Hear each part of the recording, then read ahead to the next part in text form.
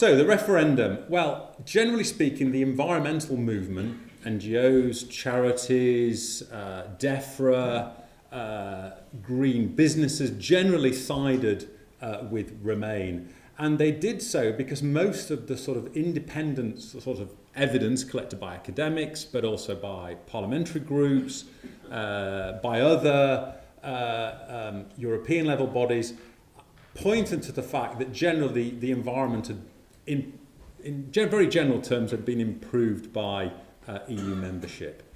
But the environment remained very low on the agenda. I mean, if you remember, the debate was dominated very much by economic and sort of sovereignty issues. There were some environmental groups that decided to speak out. I think groups like WWF and RSPB did try and campaign more actively, but lots of others either kept very quiet or ended up campaigning in a sort of relatively low-profile way. I looked for one slide that would try and characterise EU environmental policy, and I thought, well, I won't show a picture of an animal or a tree or something like that. So what I've got on this slide is a slide which shows the increase in the number of pieces of EU legislation that have been adopted each year since the late 1960s. And I think what the pattern shows, well, two things, is that the number of policies grew very rapidly in the 1980s and 1990s. But by the 2000s and certainly in the last 5 or 10 years, the amount of new legislation being produced has generally declined. A lot of effort now really is going into revising and updating legislation rather than adopting new legislation. In total, there are about 500 pieces of environmental legislation. Is everything decided in Brussels? No, it isn't. Does it determine everything that has to be done at the UK level? No, it doesn't. Most of it sets minimum standards, which member states, if they wish to do, can go beyond if they so wish. So how is all of this legislation, most of it, which is relatively minor in nature, how has it actually changed the environment in the UK? Well, if we think about impacts on policy, governance and environmental quality, I think we can identify a number of key sort of findings which emerge out of the literature. I think when it comes to policy, I think what the EU has done is that it's inserted precise standards and timetables and principles into UK legislation. Legislation which before tended to rely upon administrative rules of thumb and lots of discretion being held by government officials and sort of street level bureaucrats. On governance, the impacts have also been pretty significant. It's increased levels of public participation through directives on things like environmental impact assessment. It's produced a lot more information on the quality of the environment. And it's also provided a check on government or executive power. So now if environmental groups feel that standards are being met, they can report those breaches to the European Commission, which can, if it so wishes, take a case before the European Court of Justice. On environmental quality, the consensus generally is that EU environmental policy has improved the quality, in general, within the UK. I say generally positive, though, because there are certain areas of EU activity, like fisheries and also agriculture, where the effect has been, well, to put it mildly, a little bit less clear, and perhaps we can pick up on that in the Q&A at the end. But one point I really would like to emphasise is that it's been a two-way relationship. This has not been the EU dictating how the UK manages its environment. It's been a two-way relationship. We've imported some ideas from other countries through the European Union, but we've also shaped the way in which the EU operates, and by doing that, we've also shaped the way in which environmental protection is advanced in other countries as well. So how has the environmental sector, sort of very broadly defined, how has it started to prepare for Brexit? Well, I think like most sectors, there was virtually no contingency planning at all.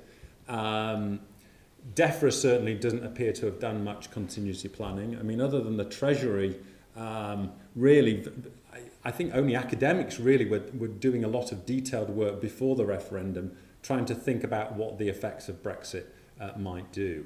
I think it's fair to say that the environmental movement was profoundly shocked by the results of the referendum. They clearly had aligned with the wrong side, and I think for many of them, they found it very worrying that there was this move towards sort of post-truth forms of politics, and many of them are still struggling to find ways to grapple with that. But nonetheless, I think many of them feel that public support for the environment remains quite strongly. So a YouGov poll commissioned by Friends of the Earth in August, for example, suggested that 83% of respondents wanted a level of protection, legal protection, that was either the same as exists now and within the EU, or even higher. I think crucially, only 4% of the respondents wanted a lower level of protection. Next week, I think you will see many of the NGOs launching a big campaign called Greener UK. There'll be adverts in broadsheet newspapers. They've signed up lots of MPs to a pledge which is that standards should be at least as high or even higher after Brexit Day. And amongst those 130, apparently there are 15 Brexiteers in the Tory party. So I think environmental protection does go well beyond the sort of the sort of distinction between Remain and Leave. I mean, there's environmental supporters on both sides. So let me just distinguish now between what might happen to the environment under a very soft form of Brexit and that might emerge under a very hard form. And I'm going to give, in the interest of impartiality, some examples of opportunities and risks for both. Well, the classic sort of way in which we think about a sort of soft Brexit is would take the UK to be something a little bit more like the relationship that Norway has at the moment. So most EU policies would still apply in that scenario, with some exceptions. Bathing water, some forms of nature protection would not apply.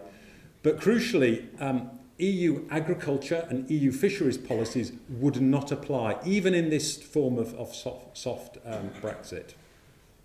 What would that mean for the environmental sector?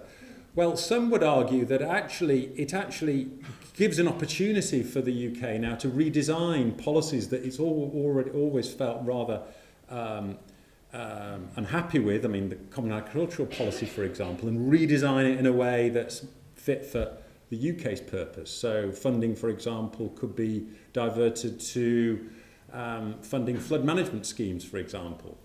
On the other hand, the feeling within the environmental sector is that this also could leave UK policy in a rather servile relationship, taking policies from the EU but having little or no role in actually being able to shape them. What about a hard Brexit? Well, under a hard Brexit, virtually all EU policies would no longer apply unless they are nationalised by this Great Repeal Bill, or Gerbil as it's now being increasingly referred to, certainly within Whitehall. Much depends on the detail of how Gerbil will operate. But there are a number of, within this particular scenario, there's a whole range of sub-scenarios. So one possibility is that everything just gets carried across. Another scenario is that is actually some things are strengthened. Another scenario is that actually there's wholesale deregulation. Until we see the bill, we won't know which the government is opting for.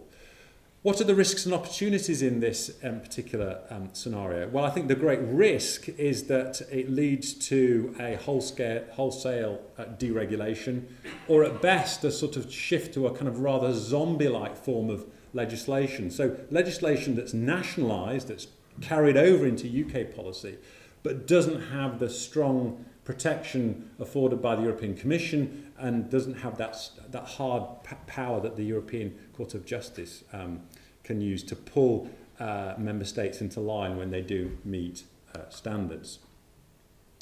So let me now close with 4 issues that seem likely to emerge and become salient in the next sort of 12 months, particularly in the environmental sector.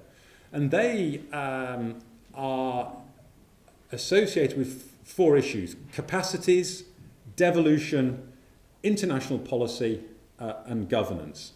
So let me go through those in turn. This is my favourite cartoon. I don't know how many of you have seen it before, but last week in the autumn statement, the Chancellor announced, I don't know if you saw, but did announce some extra money for Whitehall departments. Most of that money, I understand, is going to 2 or 3 of the key sort of Brexit departments. For those departments like DEFRA is the department that deals mostly with environment issues, it seems to be an entirely different story. This trade magazine here, END's report, through Freedom of Information requests, has learned that the size of DEFRA has decreased by nearly 2/3 in the last 10 or so years. So what's the big risk here? Well, the risk is that all of this extra legal work is now going to fall on the table of a department that is really, really struggling to make headway and was already struggling before Brexit.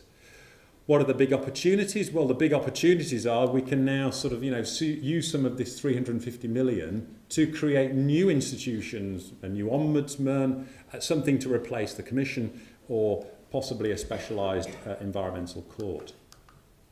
Devolution. A lot of the discussion about devolution in recent months has been about the role that the devolved authorities might have in the triggering of Article 50. That's only one issue. In an area like agriculture or fishing or environment, these are wholly devolved issues. So you can be sure as hell that the devolved administrations are going to want to have a very strong role over the way in which these issues are managed over the next couple of years and particularly afterwards. So there's plenty of opportunity for disputes, game playing, and confusion. Andreas talked about taking back control. Well, even if we pull back entirely from the European Union, we won't fully take back control of environmental policies because we, as a country, have already signed up to about 40 international environmental agreements. And that's also going to have to be sorted out. Do we, for example, as a country, have to then renegotiate those agreements, or can we then just simply continue under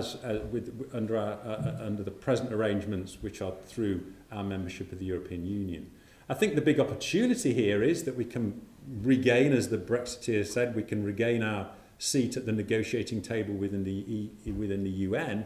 I think the big risk is that if we're not negotiating with 27 other member states, our bargaining power potentially could be much reduced.